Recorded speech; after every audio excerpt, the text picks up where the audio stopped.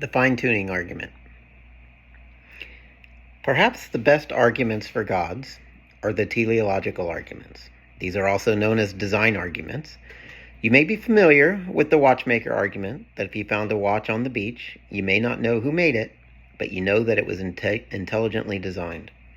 Similarly, all the teleological arguments argue that some aspect of the objective world is designed.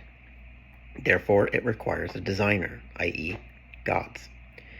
The watchmaker argument was originally a metaphor for how life is so complex that it must be designed. However, that was largely not tenable anymore after the theory of evolution explained how complex life arises from very simple life. If you have ever wondered why many apologists are anti-evolution, now you know. Evolution undermines both that specific design argument and contradicts various holy book origin stories. Nowadays, most apologists use teleological arguments for two different problems in science. One, the very precise physical constants of the universe, i.e., the fine-tuning argument. And two, the origins of life, i.e., abiogenesis. The arguments have exactly the same problem as the original watchmaker argument, though. The lack of any good reason for the physical constants of the universe or for abiogenesis does not justify the notion that a supernatural explanation should be assumed, nor that one's preferred supernatural explanation has any better explanatory power than any other proposed supernatural explanation. Again, there is a leap in logic, which is to say, since nobody can currently think of any way this could be the case, my preferred explanation is the default, i.e., gods. This is a particular kind of non sequitur fallacy, sometimes referred to as the argument from incredulity.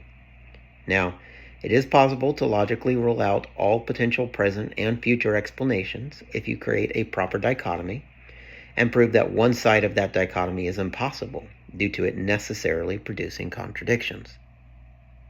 However, the best support in favor of these design arguments is that the likelihood of them being the way they are is naturally very, very unlikely. But unlikely is not the same thing as a contradiction.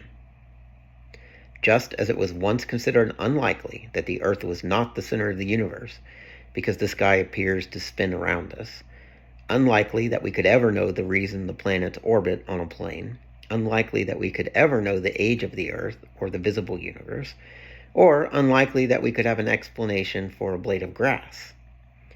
Now, we have learned the explanation for all of these unlikely things. Even if we never learn the explanation for the origin of the universe and abiogenesis, and I'm much more optimistic than that, it is still just something we don't know, not something into which we simply fit an unverified, one-size-fits-all explanation.